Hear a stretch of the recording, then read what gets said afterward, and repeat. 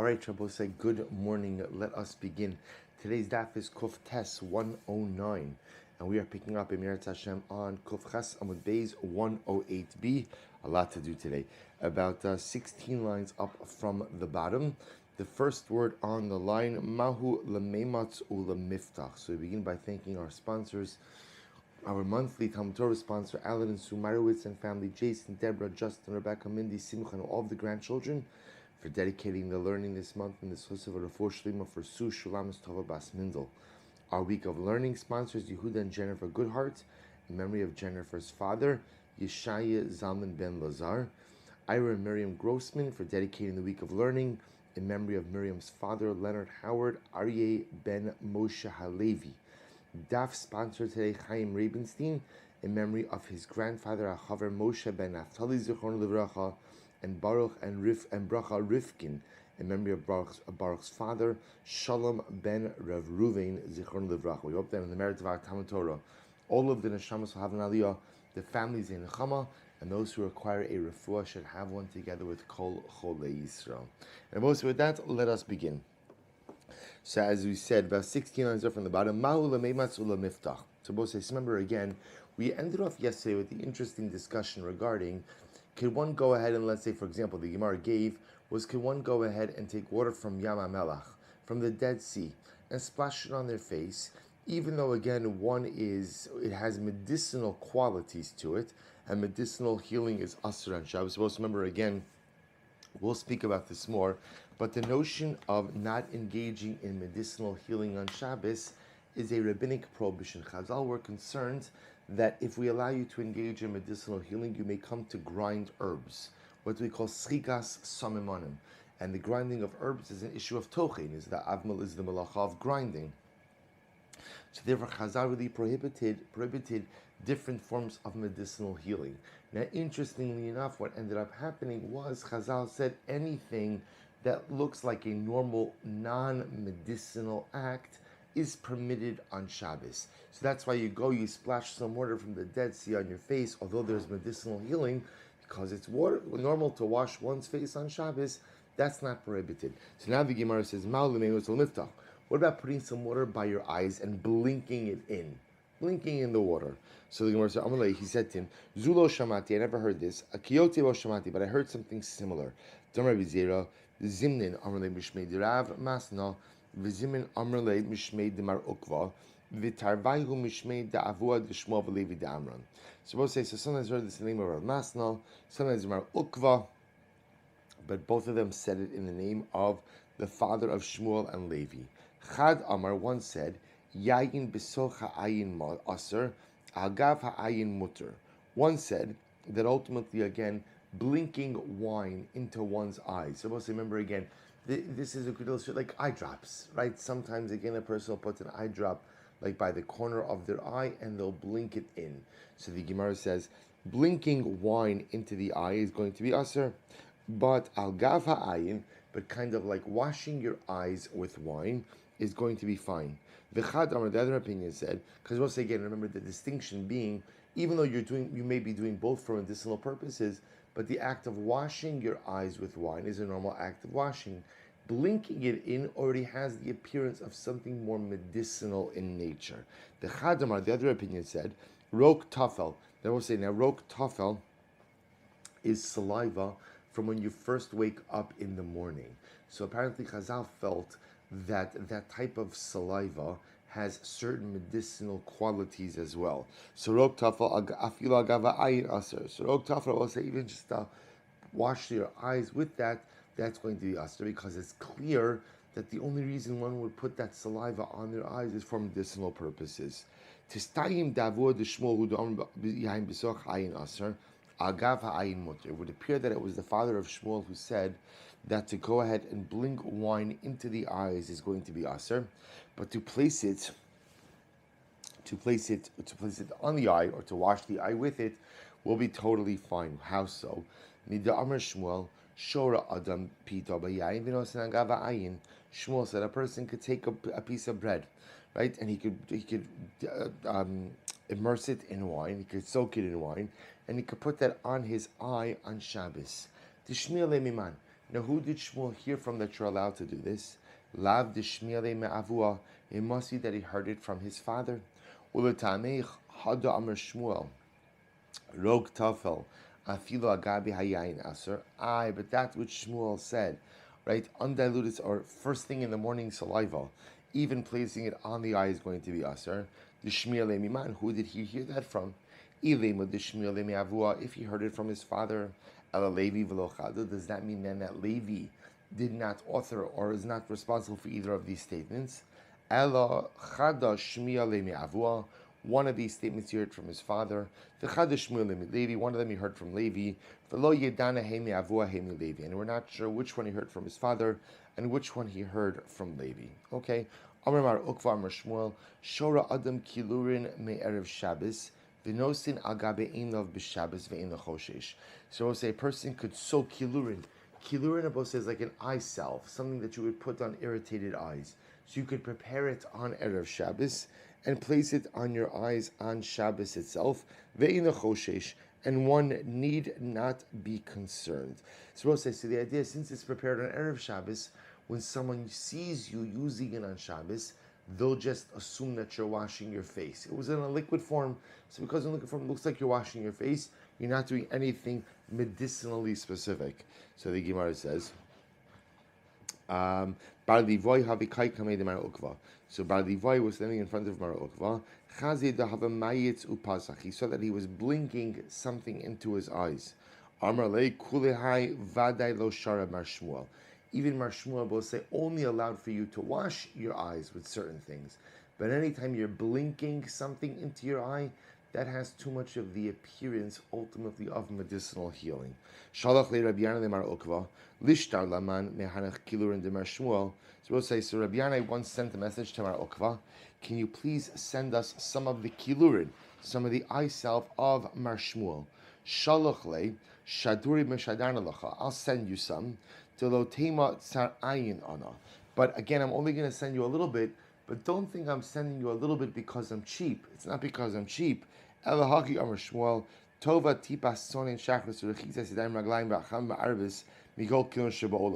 just that you don't really need kilurin.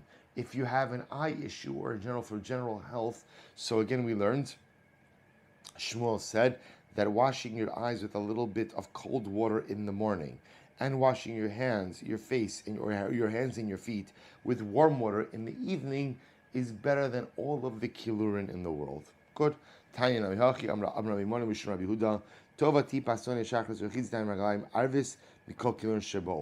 What's doing this elsewhere? That a little bit of cold water, right? Washing with cold water in the morning and washing your hands and your feet with warm water in the evening is better than all of the kilurin in the world. Good.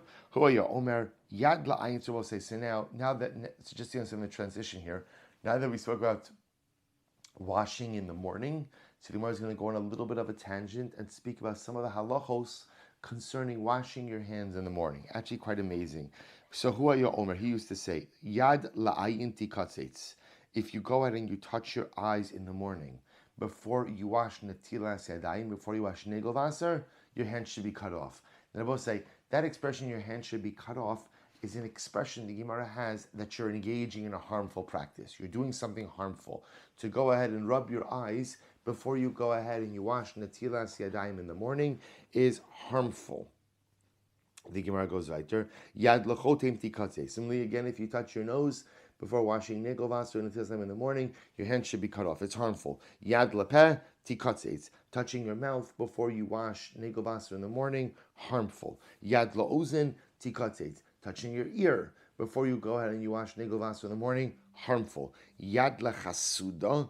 If you go ahead and you touch a chasuda, most say chasuda is like the area of the incision from bloodletting, right? Or from like where like you are pricked with a needle. So if you touch that area before the netilas yadayim, ultimately again harmful. Yad la'ama. If a person goes ahead and touches the makom milah, right, the makom milah, tikatzetz, his hand should be cut off. Now, and interestingly enough, so this sounds like this is an issue of touching a part of the body pre netilas yadayim. We'll see Rashi on Kuf Tes is going to discuss the idea that this may be part of the general halacha that a man should avoid touching himself, as it could lead to arousal, which could then lead to a seminal emission. So again, we'll see here, although in the context in that it's mentioned, it seems to be related to touching any part of the body prior to netilas yadayim. Yad lepitabas tikates. So we'll say pitabas is the anus. A person touches the anus before going ahead and washing netilas yadayim, harmful. Top of kuftes legigis. If a person touches a barrel of beer, tikatzitz. Ultimately, we'll say in general, if you're going for the barrel of beer before you wash netilas yadayim, you definitely have some issues. That's for sure. So the Gemara says, Yad misami. So what do you see from here? You see that halacha lamaisa, the hand could blind. Yad machareshes, the hand could make you deaf. Yad male polifus, and the hand could cause polifus. Now both say, now the idea is that the hand could blind, the hand could make you deaf. That's a reference to the idea that one should not touch their eyes prior to netilas yadayim, nor should one touch their ears prior to washing one's hands in the morning. And of course, most of the washing we're referring to over here is a ritual washing. Netilas yadayim, nego vaser. So simul yad male polipus. We'll say polipus. Rashi says it's reach hachotem v'hapeh. So apparently again, also touching your mouth before netilas yadayim ultimately again could lead to chronic bad breath. I would say it's in that Rashi over here, Male Polifos, where Rashi teaches this idea that Yad La'ama, touching, for a man touching himself may not be an issue of what we call Ruach Ra, the bad spirit from not touching, but maybe an issue of arousal. That's that Rashi. Tanya, Rabbi Nosson Omer, Bas Chorin Hizo, Umakpedes Ache Yirchotz Yadav Gimel Pamim. Shabbos says it's actually interesting that when one goes to sleep and you wake up, there is a ruach ra, a spirit of impurity that rests upon the hands. This is part of the idea of the motif of sleep being a chelik of death.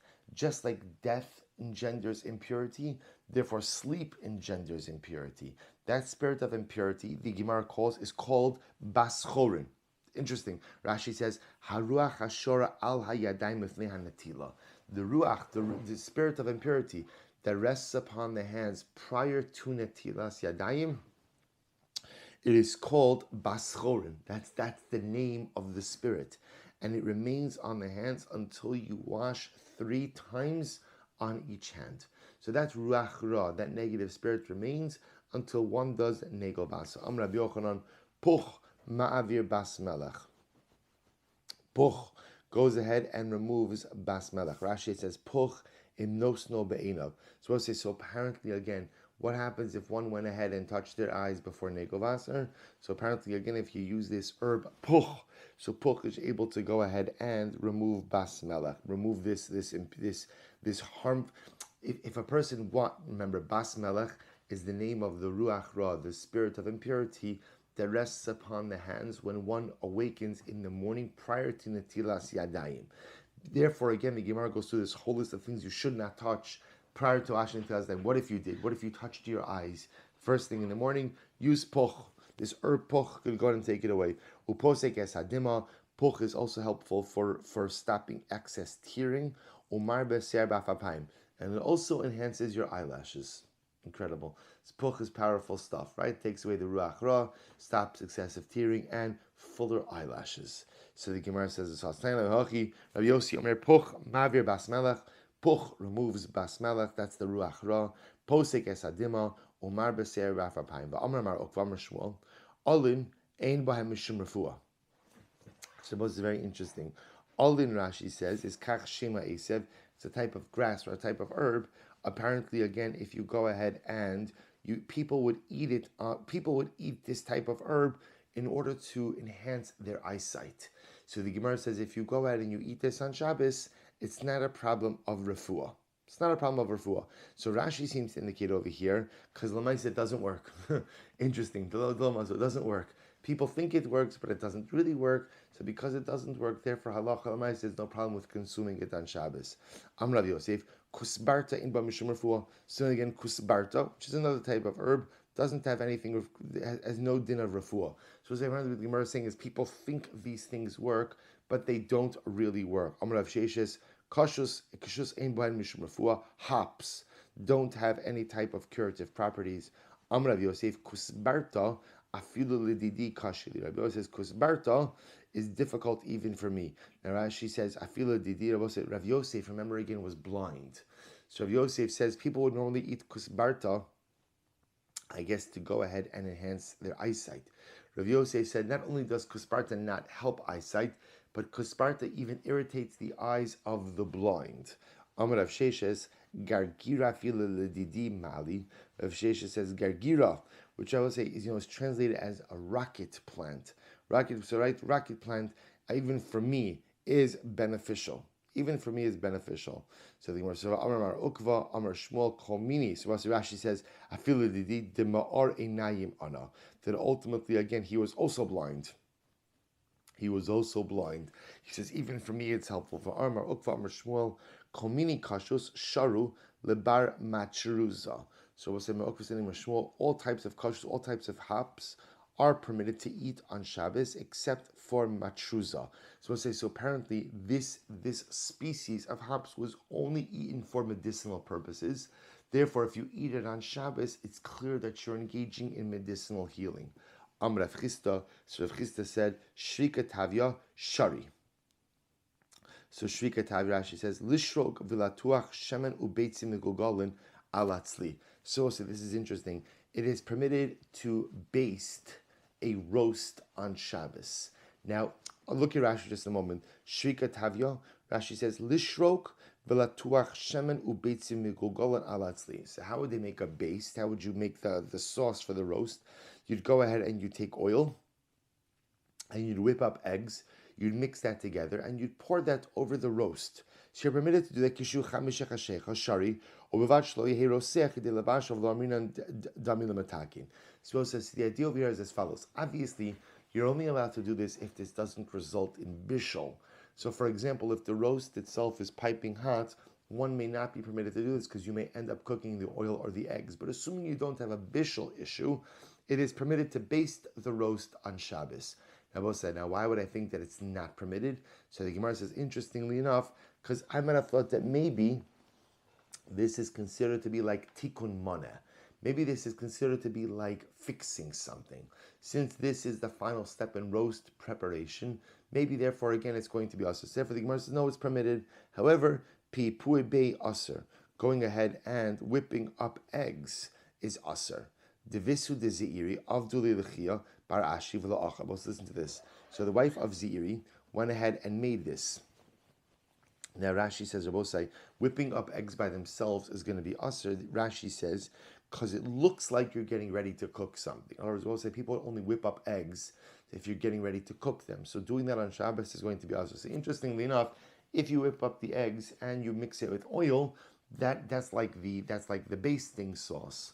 So that's fine. But to just whip up eggs, it looks like you're getting ready to cook, and that's problematic. So the wife of Zeiri, Avdule Lechia Bar Ashi V'la'achel, she went ahead and she basted the roast for Chia Bar Ashi, and he wouldn't eat it. So she was a little bit offended. So she said, I make this for your Rebbe, Zeiri, and he eats it, and you won't eat what your Rebbe eats. So Zeiri l'tameh. So we'll say Zeiri would eat it because he went according to his reasoning. Amar Zeiri, no sin adam yayin salul umayim tzul soch hamishameres b'Shabbos ve'ino choshesh. So Zeiri said a person could take clear wine and clear water and put it into a sieve on Shabbos, and one need not be concerned. Why not? Alma kevan de mishasa sehachi lav midi kavid. Because I will say, once you have clear wine, you have clear water, that could be drunk as is. Once you could drink it as is, the act of placing it through the sieve is really halachically irrelevant. So Zeiri said, when the item is usable as it is, anything additional you do to it is not halachically relevant. So therefore, again, I both say Zeiri would say the same thing over here. Since halacha lamaisa, hachanami kevan the mischil hachi lav midi covered. So too, since you could eat the roast even without the basting, so halacha lamaisa, the act of basting the roast is not considered to be halachically significant. So apparently, Chia bar Ashi felt differently. Chia bar Ashi felt that the basting of the roast was the final step in the preparation of the roast, and therefore it was problematic. Varmar ukva, misha nagvo yado o raglo. So we'll say if somebody now literally what this sounds like is his hand or his foot swells up. So apparently the way the remedy for a swollen hand or foot was tzom sobi yayin. You soak it in wine. Soak it in wine, and that takes away the swelling, brings down the swelling. Ve'ena choshesh. Now, we'll say ena choshesh means you need not be concerned that this has the appearance of an act of refuah. So the Gemara says, Ibaylahu chalamai. What about soaking it in vinegar? Amar Rav Hillel Rav Ashi ki avini b'Rav Kana Amri chalalo. No. Vinegar is too much. So we'll say apparently people would soak in wine even for non-medicinal purposes. So therefore it's okay. But vinegar, no one ever used vinegar except for medicinal purposes, and therefore it's problematic. Amar Rava, v'hani b'nei Mechuza, but these people in the city of Mechuza, kevan dimifanki afilu chamra nami masiluhu. Since they're mifunakim, very fastidious, right? Very sensitive people. Therefore what?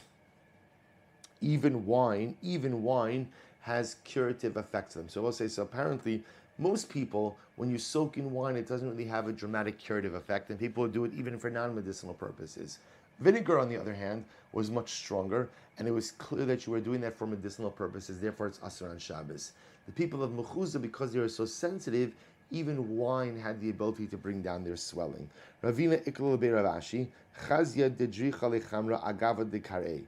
So we'll say, so one time Ravina went to the house of Rav Ashi and he saw that he was soaking his foot in wine. So he had some wine on top of his foot. But then he was bringing down the swelling ultimately again with vinegar. Do not hold of that which Rav Hillel said, that you can't use vinegar to bring down swelling. That looks too much like medicinal healing. It's different when you have an injury on the top of the foot or the top of the hand. So we'll say, so apparently they felt that those types of injuries were life-threatening. Because they're potentially life-threatening, therefore you could do whatever you need to do to bring down the swelling, even if that means the use of vinegar. Others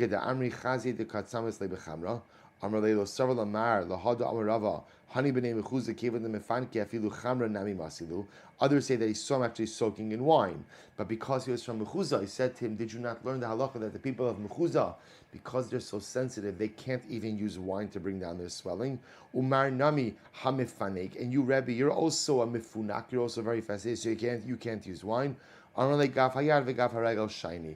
injury on the top of the hand or an injury on the top of the foot is different. Why?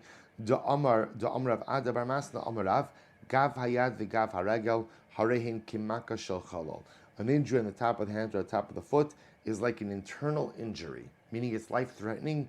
Umechalolin Alehen Es HaShabbos, and you're permitted to go ahead and be mechalo Shabbos in order to stave off any potential threat to life. So we'll say, just to understand the general theme, and again, we're going to see this theme throughout Amud Beis also. There is a rabbinic prohibition to engage in medicinal healing on Shabbos, lest you come to grind, right? Lest schikas samimonim. But I will say, but again, what the Gemara is teaching us is that prohibition only applies when that which you are doing is clearly for medicinal purposes.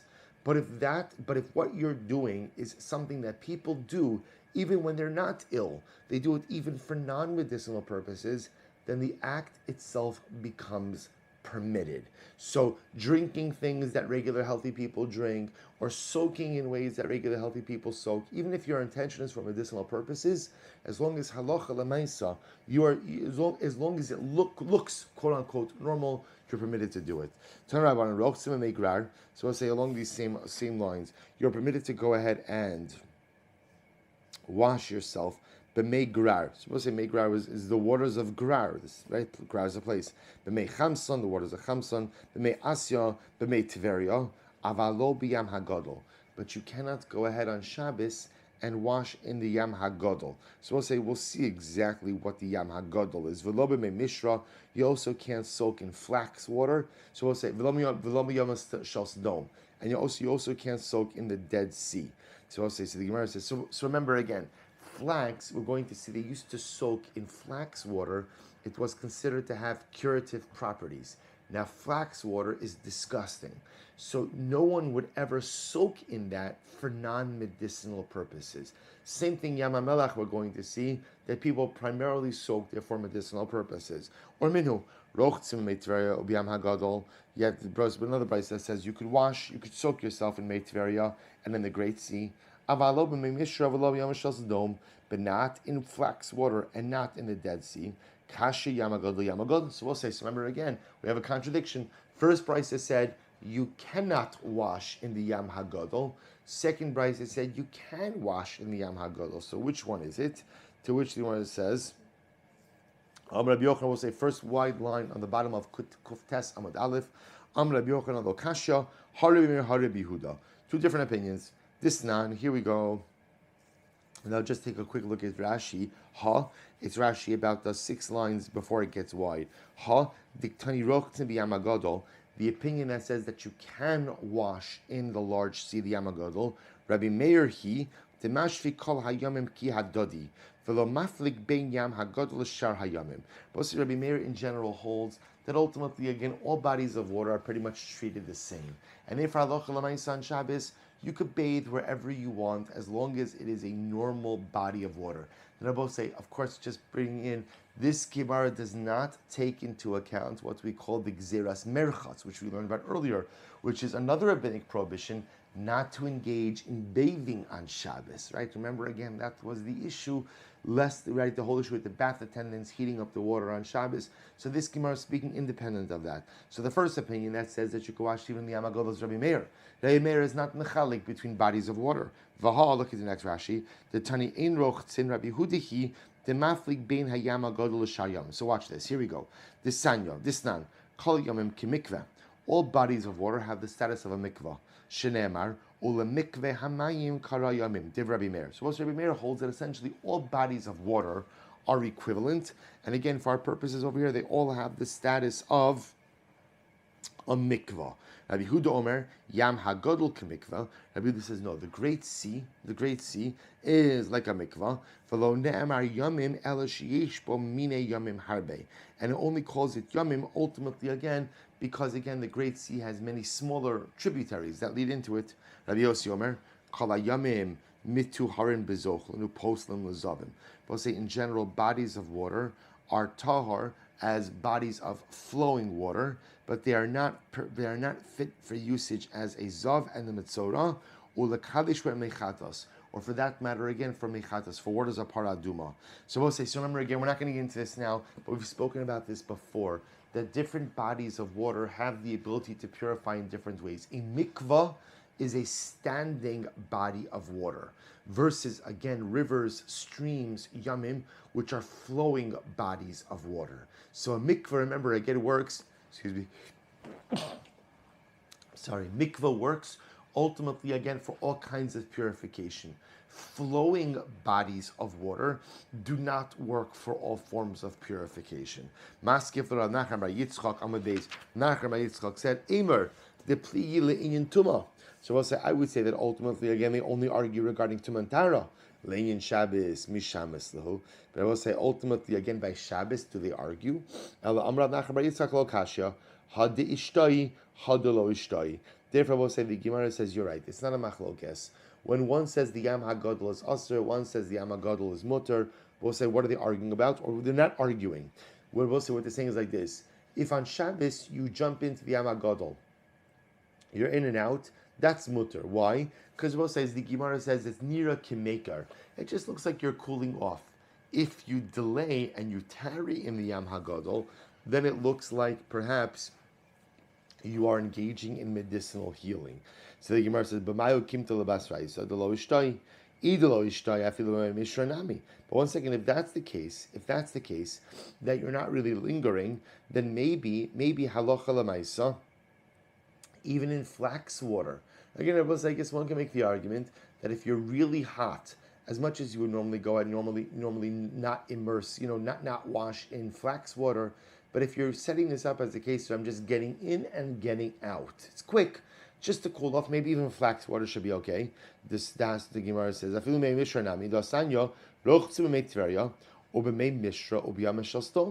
we'll say, so again, because we have another brayso that says you could wash in the water of Tveria, you could wash in flax water, you could wash in the sea of stone. And even if you have, we'll say chatatim, literally like our blisters or boils on your head, in which case, immersing in the Dead Sea or immersing in flax water would be therapeutic. It's still permitted. We'll say, when is it permitted? When is that so? Shalom nishtah. That's only if you do not tarry in the water. Aval nishtah aser. But Allah Lamaisa is if you tarry, that's when it's aser. Because we'll say if you tarry, that's when it seems to indicate that you're in there for medicinal purposes. El yama gadla yama gadla okasha. So we'll say, but again, there's no contradiction. One brayso says that you can immerse in the yama gadla. One says you cannot. It's not a contradiction. Okasha habiyafin shabo habera'im shabo. And we'll say one is talking about again the nice waters of the Yam HaGadol, and one is talking about the putrid waters. So apparently, again, the nice waters where people would wash in even during the week. Therefore, you could go in that on Shabbos because it doesn't look like refuah. But the putrid waters where people would not wash during the week, and the only reason you're immersing in it is for therapeutic purposes, that is problematic on Shabbos. So the Gemara says, Me mishra, ame mishra, nami lo kashya, had ishtai, had lo ishtai. Same thing also with flax water. Flax water will only be problematic when Allah Chalamais, again, you're tarrying and delaying in the flax water. So we'll say, so again, we're not finished with the sugya of refuah. We're going to continue on still. But the idea is any time that your act can look non-therapeutic and looks normal, like that which people do during the week, even if your kavanah is medicinal in nature, your act will be permitted. So apparently, again, at least when it comes to bodies of water, so the Gemara makes a distinction between, immersing in a putrid body of water, a nice body of water. If it's a nice body of water, it looks like you're just cooling down, it's permitted. If it's putrid, it's clear that it's therapeutic. Like lingering looks like it's therapeutic, but yet a quick in and out, ultimately, again, could look normal. Says the Mishnah. So I'll say, continuing on this same theme.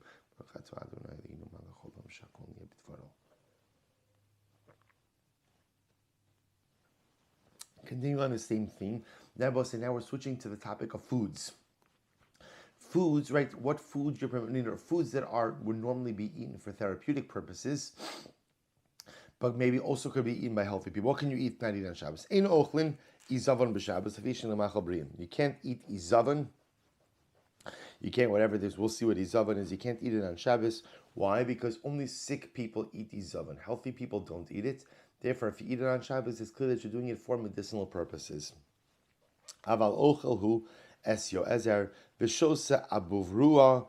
But you could eat your ezer and you could drink abuvrua. Baruch Hashem. Right? So you could eat these items, right? You could eat these items. Why? Because again, these are Michael Briam. Health me as much as yes, sick people eat it, but healthy people eat this too. Kala ochlin ochel adam l'refuah, v'chala mashkin sho. So we'll say a person could eat anything he wants for refuah, and he could drink anything he needs to for refuah. We'll say with one exception, or a couple of exceptions. Chutz mimei dekalim, except for apparently again, we'll call it palm tree juice made dekalim, right? Kos ikrin. This we'll say kos ikrin was a cup, a liquid or drink made from roots. Mipnei shehin liyiroka, because the only reason people drank this was for jaundice. Aval shosu made dekam litzamo, but Allah Chalamayis, the truth is, if you're thirsty, you can drink made dekalim. Besach shemini karn shalal refuah, and you could go ahead and smear yourself with root oil, if not for medicinal purposes. Because I said the principle again, we'll define the specific cases, but the principle of the Mishnah is you could drink anything you want as long as it's not only consumed or drunk or used by sick people. If it's supposed to, again, I think I mentioned this yesterday, the classic example of this halach is tea, right? This tea. So if I have a sore throat, I could have a cup of tea on Shabbos. It's medicinal healing. No, because remember, at the end of the day, healthy people use it also. So because healthy people use it, therefore halacha l'maaseh it's permitted. Says the Gemara, Amar Rav Yosef, Ezov abar sabar himag. So we'll say now we're just giving some definitions. this Azov, which will say, so again, normally we translate Azov as hyssop. So, right, Rabbi Yosef says Azov is Abarsa Bas Hemeg. It's the Abarsa, it's the type of hyssop, the Bar Hemeg type.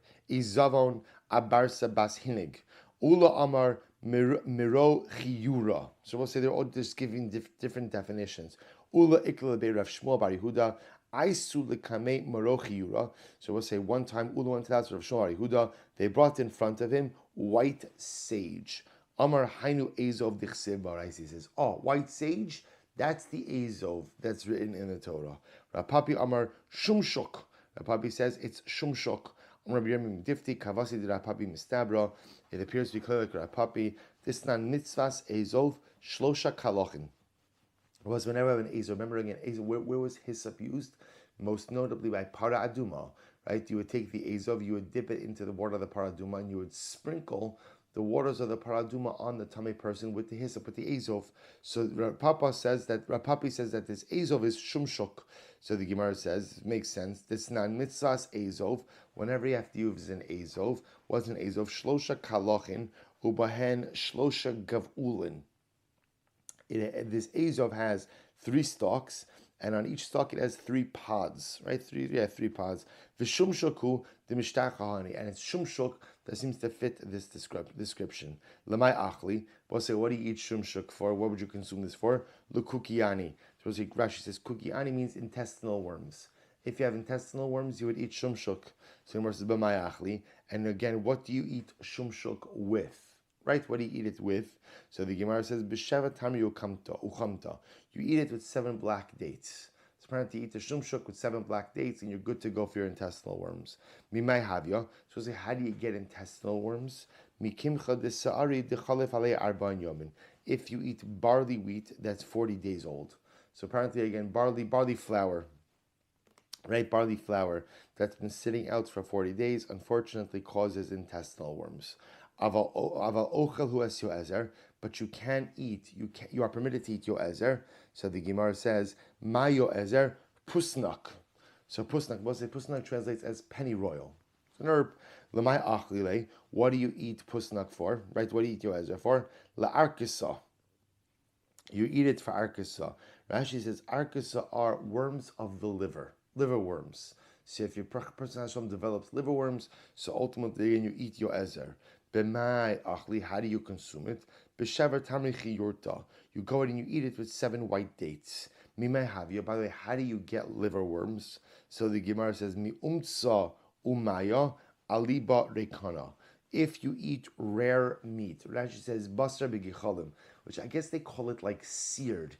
It's really raw on the inside, but just kind of cooked on the outside. So if you eat umtsa and water, right? If you eat this rawish meat and water, you get liver worms. Alibarekana, assuming you're eating it on an empty stomach. Omi bisra shmena alibarekana. Or if you eat fatty meat on an empty stomach, omi bisra detura alibarekana. Or ox meat on an empty stomach.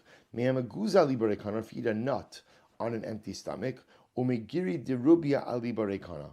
Or I will say, if you go ahead and Rashi's Megiri Derubia is Lulave Tilson.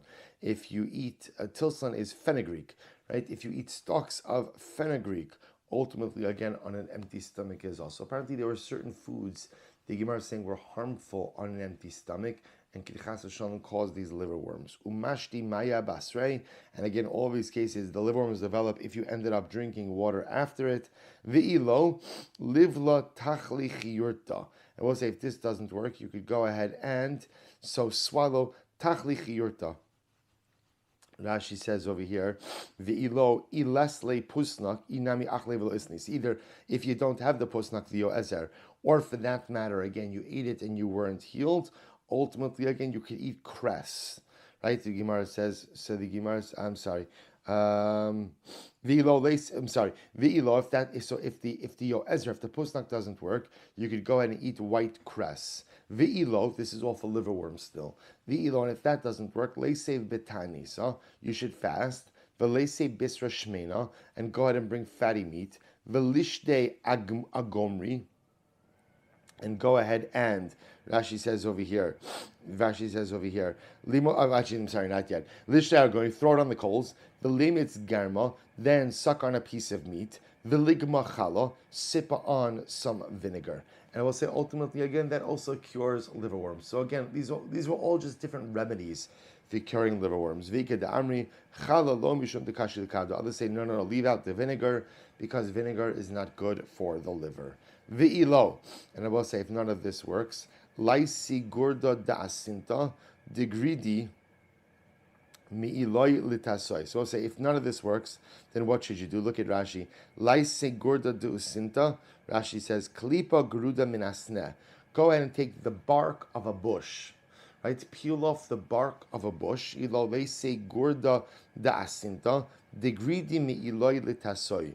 But you have to peel off the bark from the top to the bottom. There's a special way to peel off the bark. Velo mitasoy li'iloi, and not from the bottom to the top. Dilma nafki aida pume, lest the worms come out of your mouth. So we'll say, so apparently again, these things obviously were a combination between, it's almost as if the food items themselves had some type of medicinal property. And apparently, again, it was felt by the Gemara that the way you prepare it also has some type of medicinal property. So therefore, the act of peeling off the bark from the top to the bottom symbolizes the idea that you want the worms to come out from the bottom and not from the top, not from your mouth. So the Gemara says, what should you do with it? And go ahead and take this mixture, right? Take this bark and go ahead and cook it in beer, at twilight, ulamachar niskarion l'nekaven didei v'lishtei. And the next day, hold your nose closed and drink the beer, then drink the concoction, right? Drink the beer bark concoction. V'chimifni afshicha dedikla. And when you urinate, go ahead, or when you relieve yourself, go ahead and do so on the bush, right, on the sneh that had the bark peeled off from it. Okay, so we'll say, so again, these are all the different, this by the way, this you just know, this was like the last ditch efforts to get rid of liverworms, right? So again, you had all of these easier ones before it, this was the last one. V'shosen abuvra, you could drink abuvra. My abuvra, what's abuvra? Chumtaria. Okay, it's chumtaria. Good, wonderful. So the Gemara says, what's that? My chumtaria, chutra yechida. Rashi says, eitz hagodol yechidi below anaf. We'll say suchum. It's a type of tree that grew without any branches. Lemay avdile. So we'll say, so ultimately, again, what do you use? So apparently the Gemara says you could go ahead and drink abuvra, which sounds like you would take some wood from this tree that grew without any branches. I guess you'd boil it up in water and drink it. So Gemara says, what do you drink this for? Ligiluye. Rashi says, Ligiluye misha shasamayim megulin. So we'll say there's a concept in halacha of mayim megulin. Mayim megulin means the halacha is you're not permitted to leave certain liquids uncovered overnight. The concern was that a snake may come, inject its venom, and one chas v'shalom could die as a result of drinking this.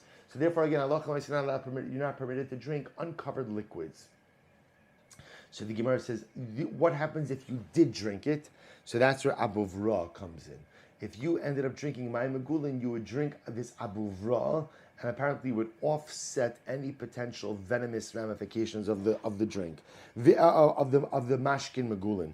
V'ilo, and if you don't have this, what happens if you don't have abuvra?